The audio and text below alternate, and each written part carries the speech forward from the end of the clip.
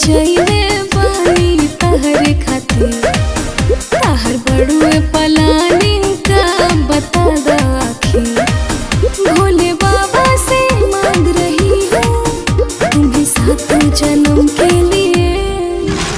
सुमारी कर रही है सनम के लिए, तेरा जान जल ढारेगा वतन के लिए। सुमारी कर रही है सनम के लिए, तेरा जान जल ढारेगा वतन के लिए। ओम नमः शिवाय, ओम नमः शिवाय।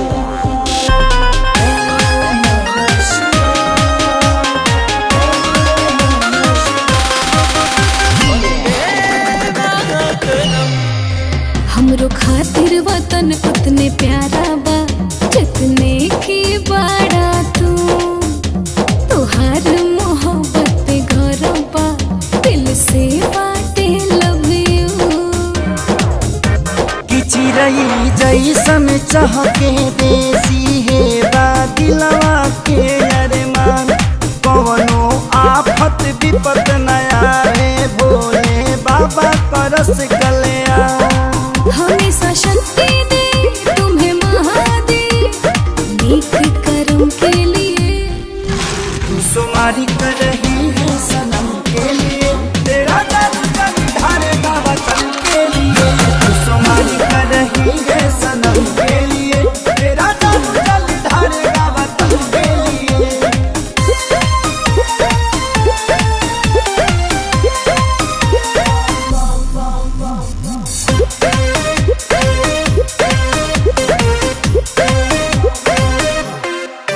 बड़ी भाग वाला बानी खेसारी हो जे हमके मिलला तू। माँ भारती के बेटा के नामे हम मंगिया में लगाइब सिनूर। कि जवाना माटी में खेलनी कुदनी जहाँ भैनी हमसे याद। यही कारण करेले अकेले से भाई